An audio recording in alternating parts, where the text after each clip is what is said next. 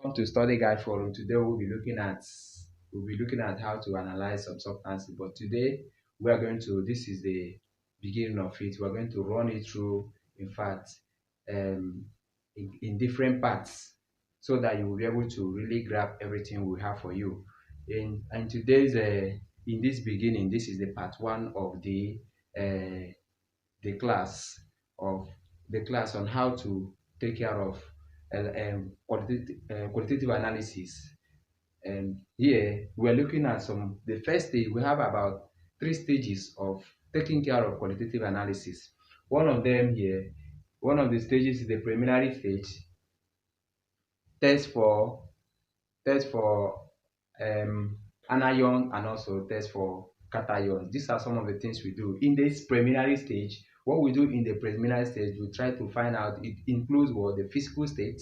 We talk about the physical state of the sample or non sample, and then what we do it there again, we check the action on heat. What happens when you heat it?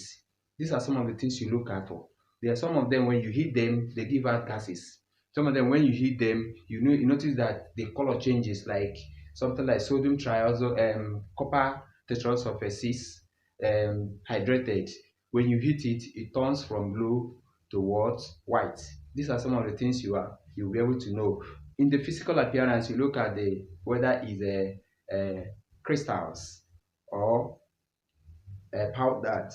So all those things you look at them, especially like some of the compounds that have a crystals, meaning sometimes they contain water of crystallization. Some of them has water of crystallization. So these are some of the things you do way before you really go into that will give you a pre-information before you go into what the real and a test for the anions and cations. These are some of the things we are going to look at in this really series that we are running today. We're starting all the series today, and then we're going to run it through. In fact, throughout this week, we'll be giving you videos in series before you start your exam. That is the SSC private. We want to see how far we can do to help you out, so that some of this thing will be easy. In fact, during my days, it was in fact, I don't know how to describe it, but then thank God we were able to. Those days we were able to scale through it. But today, I'm here now to see a way I can help you out to get the same to get to the same level that I am now. So now when we look at this thing, find the preliminary, like I said, the preliminary stages talk about the physical state properties, action on heat, and what the flame test. Now, when we talk about the flame test, something like sodium give you golden color. So in your exam, you find out that they may ask you a question regarding to testing is unknown sample and it gives us a golden color. What is it likely to be? So in this series, like I told you, we are going to look at alternative to private, because I know you know that in GCE or SSC private, they always give you alternative. You don't do the real practical. They ask you question based on what you're supposed to know. So that's why you need basic knowledge of how this thing happen in the real lab. So you have an image, you work with the image of what you are likely to see in the lab while solving the question. So in sodium gives you golden color, you understand, and then some other ones have different colors that they give out.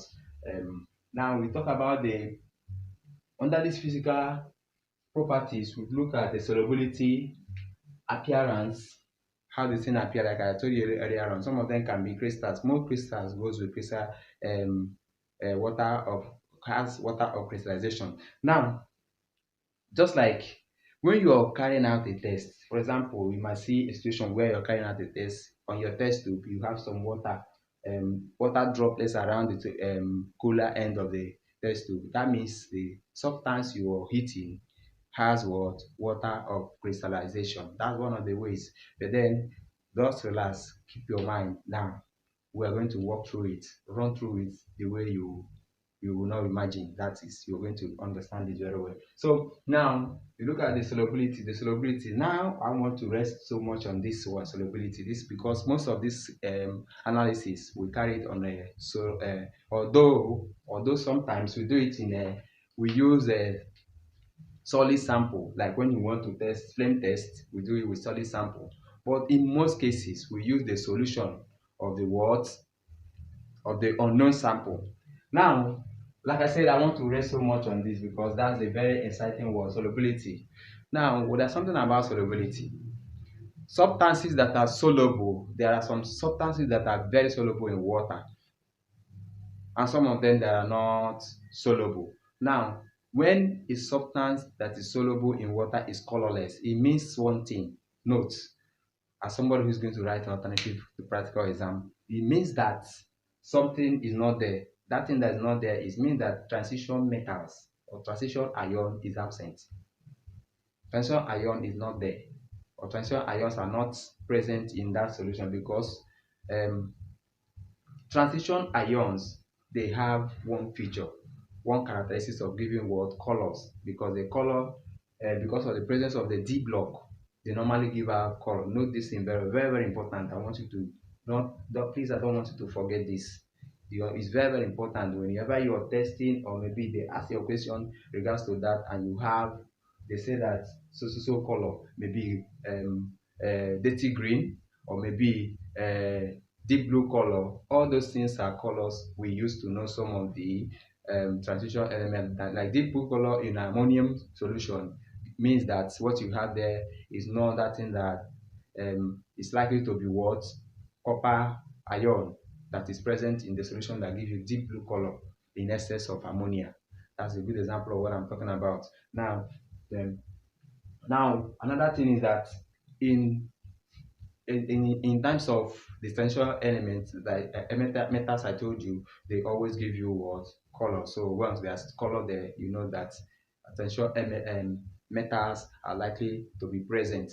So the next thing we look at now, for example, I will want to use this opportunity to give you some list detailed information on how to identify soluble ions, because there are some substances that are just like something like sodium,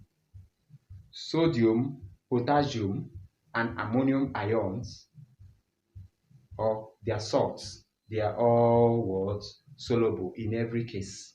So now, if you have a table, oh, I wish I would run into that now, but then we have to be patient enough to go through it in series so that we'll be able to grab every information.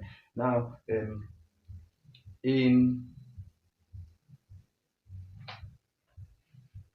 let's say we have So let's say we have a, for example, we have a, like what I listed that I said, a colorless solution. What it means is transition metals likely absent. Now, black substance indicates that carbon, oxides, or sulfide likely present. Now, you come to color solution, transition metal likely present. Now, you notice something. I want you to know something as somebody who is going to write this exam. You know that I said likely present, likely, that's probably, because you don't come there because maybe you see a color. So maybe we know that copper sulfate gives you blue color in solution. Copper sulfate cannot be the only solution that can give you what blue color. So you don't come there and say that copper ion is there. Do you understand? Once you see a color like that, it means that you are suspecting something. You're suspecting something is likely to be there. Then what do? As a scientist, you go ahead and do some other tests. Now, for the exam you're writing, they will list out the guide. They'll give you a guide on how to really take care of that problem. How to, they'll give you a guideline. If they know that copper is there, they will give you some basic tests that will guide you to that. Now, personally, for example, when you have when you add um, silver nitrate in a solution that contain chlorine or chloride, one thing you should notice there is that that solution will have a white precipitate. This white precipitate does not mean that actually it's just chlorine. It could be silver triazocarbonate, because silver triazocarbonate 4 is also white in color. Now, silver chloride is also white in color.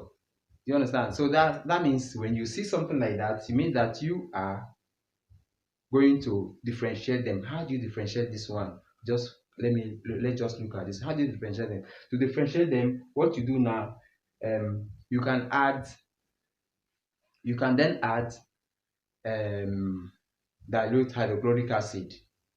Now, if dilute hydrochloric acid is added, you note there is one characteristic of triazo carbonate. That characteristic is that all triazo carbonate will liberate carbon 4. So when you add triazo um, hydrochloric acid, dilute hydrochloric acid, then if chlorine is there, chloride is there, it will be not, the precipitate will continue, will remain there. Now, if that precipitate is remaining there and you want to be very sure of it, you can present it to light. Just expose it to sunlight, or yes, sunlight. Once you expose it to sunlight, what will happen is that that white color will darken small, confirming what the presence of um, chloride. So that's one of the things. In fact, this is one of the ways of knowing all these things. Now, in the exam you're going to write, they will guide you towards this end. They will guide you towards that thing. So what they're expecting you to do is not going to be very difficult. Do you understand? They are trying to test your knowledge, your ability to really um, analyze a compound or a sample of unknown substance. So it's not going to be very difficult. Don't be scared. Just relax, keep your mind down, because I know you can make it. By the time we finish this series, this is just introduction. By the time we finish this, you will be able to know some of those things and how to handle them. Now, this is one of the things you should also note. Now, if the solution is colored, it means that transition ions is likely what present. Now, what do you do if there is likely present there? Then you are going to check the one that are also there. Now, what I'm going to leave you with now, I'm going to show you some of the soluble ions that we have. Soluble ion, for example, perhaps I will pen it down. So what we have here is soluble substances. Now, for all triazonitrate 5 salts, they are all soluble. All triazonitrate 5 salts, they are all soluble. In the next video that I'm going to produce, I will give you a hint on how to use it um to to refer as a serve as an inference in your analysis when you're analyzing, how you can use them to make an inference in what you have observed. Now, the next one is that all hydrogen triazo carbonate, they are what? Triazo carbonate 4, they are all what? Soluble. All tetrasulfate 6 salts, they are soluble except that of barium, calcium, silver, lead, and mercury. So all chloride are soluble except silver and lead. These are the ones that are not soluble in chloride.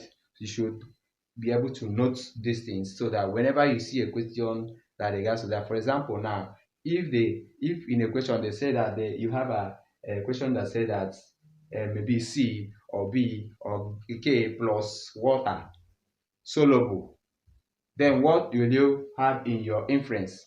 Because you don't know you don't know what C is. In the inference now, you only suspect soluble what substances. If you want to be specific in your inference, then you can list out the soluble substances.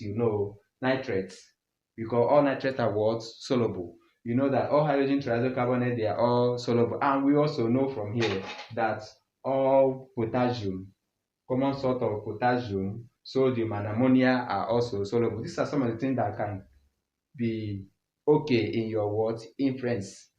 This is what we are going to look at them. We're going to analyze different kind of we're going to do a kind of different alternative to practical analysis so that you will be able to master how to handle them when you see them in example. So this one said all triazocarbonate 4 except that of sodium, potassium, and ammonium. You find out that in every case, sodium, potassium, and ammonia, they are all soluble, and these their salts are always colorless.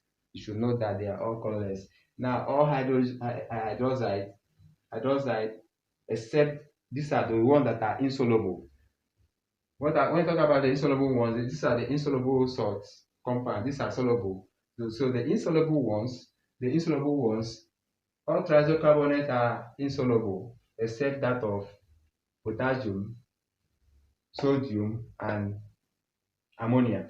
All hydroxide are insoluble except that of potassium, sodium, and ammonia. So every each of the compound they have, they are always soluble. Potassium, sodium, and ammonia, they're soluble. So I want to stop you here, and I will, in this very video, I'm going to be giving you some playlists where you will be able to see some of the chemistry practicals of the and the analysis that are done in the in some other videos. We look at them, but then in the next video that is coming up, I'll make sure I give you some other hints on how to handle this, and then we'll go into serious analysis. Thank you so much for coming this far. And if you have not subscribed, please try. Make sure that's the only way you can encourage us to do more. You can subscribe and share. Leave your comments so that we can always attend to you. And if you want to meet us personally or communicate to us personally, you can also go to our the description. I'm sorry. You can go to the description section of the this channel, then you will see our Facebook page. In our Facebook page, you can access us. You can even call us from there. You can even call us from there. And then thank you so much for being part of the class.